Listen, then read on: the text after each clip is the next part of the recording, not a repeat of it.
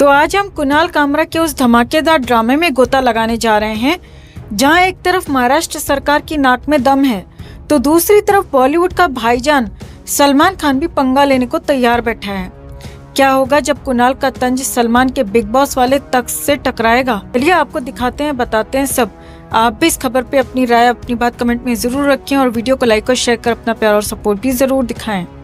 तो जनाब, अभी कुणाल कामरा का महाराष्ट्र सरकार के साथ वाला झगड़ा ठंडा भी नहीं हुआ था कि हमारे स्टैंड अप के शहंशाह ने बॉलीवुड के सुल्तान सलमान खान से पंगा ले लिया। हाँ भाई, वही सलमान जो फिल्मों में हीरो बनता है और बिग बॉस में सबकी बैंड बजाता है।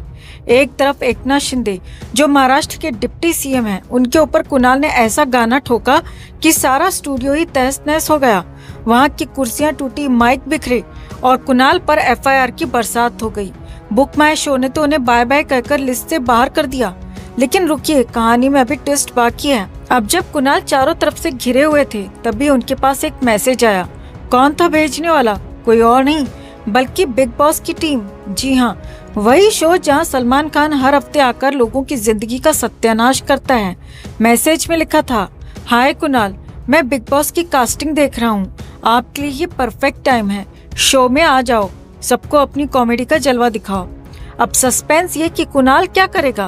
क्या वो सलमान के उस ड्रामे बाजार में कदम रखेगा जहां हर कोई चिल्लाता है, लड़ता है और सलमान बस मुस्कुराते हुए सबकी इज्जत की धज्जियां उड़ाता है। लेकिन कुणाल कामरा कोई मामूली इंसान थोड़े ही है। उसने इस ऑफर का ऐसा जवाब दिया कि सलमान के फैंस की नींद उड़ गई। कुणाल ने स्क्रीनशॉट शेयर करते हुए लिखा, बिग बॉस में आने से अच्छा तो मैं किसी मेंटल हॉस्पिटल में चला जाऊं। कम से कम वहां सलमान भाई की डांट और उनकी शर्टलेस ड्रामेबाजी से तो बच जाऊंगा। अरे वाह, क्या तंज मारा है। सलमान को तो जैसे कुणाल ने एक ही लाइन में नंगा कर दिया।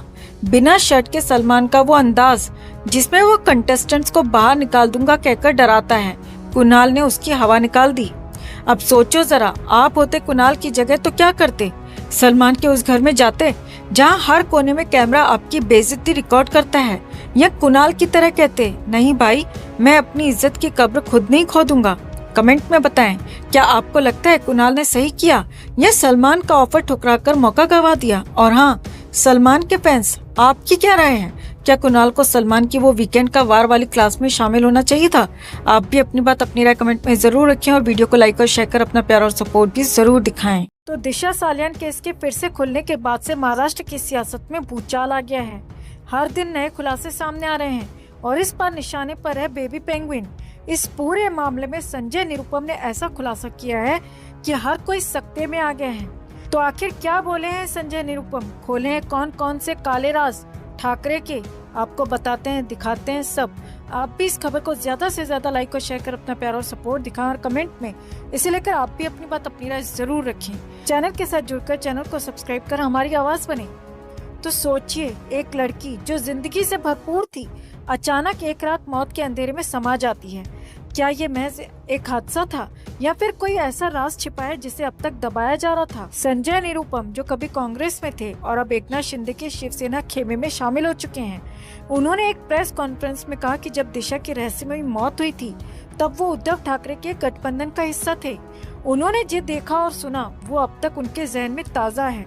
और सबसे बड़ा सवाल, क्या ये सच सुशांत की मौत से भी जुड़ा हुआ है?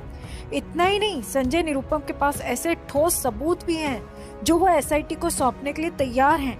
उन्होंने आदित्य ठाकरे पर सीधा निशाना साधते हुए कहा कि जो लोग बाहर से मासूम चेहरा दिखाते हैं वो अंधेरे में कितने गहरे राज छिपाते हैं, ये अब दुनिया के सामने आना चाहिए। उन्होंने दावा किया कि एक ड्रग सप्लायर ने आदित्य ठाकरे से एक खास तरह की ड्रग लेने की बात कही थी और इसके सबूत भी दिए थे। अब सवाल ये है कि क्या इस केस की परतें खुलते खुलते सुशांत सिंह राजपूत की मौत का सच भी सामने ला पाएंगी?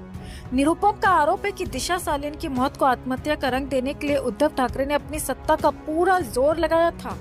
प्रशासन और कानून को काबू में रखकर इस केस को दबाने की कोशिश की गई, लेकिन सच को कितना भी दबाओ वो एक न एक दिन बाहर आ ही जाता है। उन्होंने साफ कहा कि अगर एसआईटी उनसे सबूत मांगेगी तो वो हर वो चीज देने को तैयार है जिससे सच का पता चले। दिशा सालियान के पिता ने भी हाईकोर्ट में याचिका दायर कर मुंबई पुलिस को शिकायत की है, जिसमें आदित्य ठाकरे, डिनो मौर्य और सूरज पंचोली का नाम शामिल है।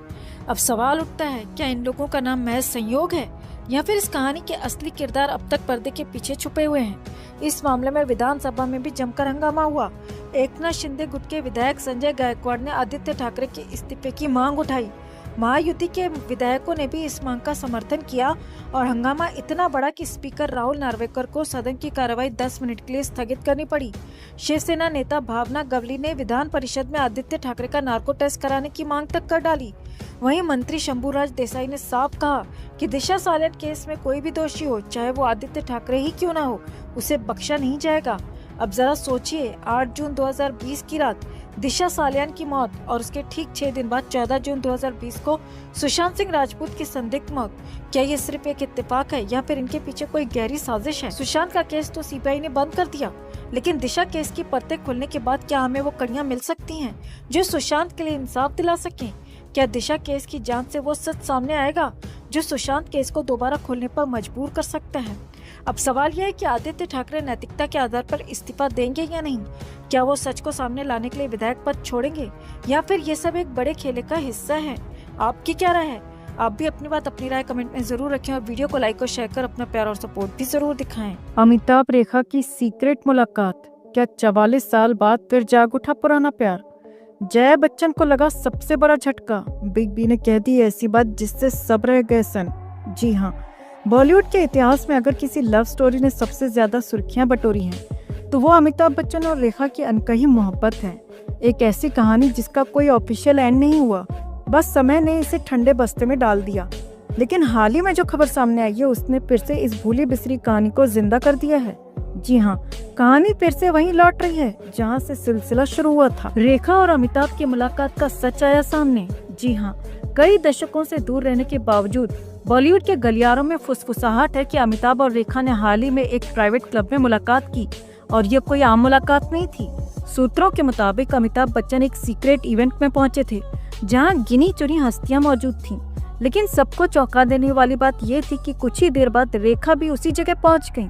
पहले तो लगा कि ये संयोग है, लेकिन उनकी बॉडी लैंग्वेज ने इशारा कर दिया कि दोनों पहले से इस मुलाकात के लिए तैयार थे। अमिताभ और रेखा के बीच क्या हुई बात? दरअसल प्रत्यक्षदर्शियों का कहना है कि दोनों ने एक कोने में बैठकर करीब 1.5 घंटे तक बातचीत की। इस दौरान अमिताभ काफी गंभीर और भावुक नजर आ रहे थे।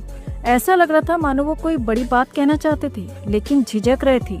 इसी बीच अमिताभ बच्चन ने गहरी सांस लेते हुए कहा, जिंदगी कभी कभी ऐसे मोड़ पर ले आती है जहां हमें समझ नहीं आता कि सही क्या है और गलत क्या।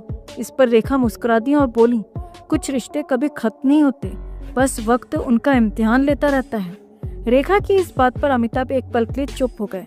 ऐसा लग रहा था मानो उनकी आंखों में बीते दिनों की पूरी कहानी चल रही हो। अब सोचिए, जब यह खबर जया बच्चन के कानों तक पहुंची तो क्या हुआ होगा?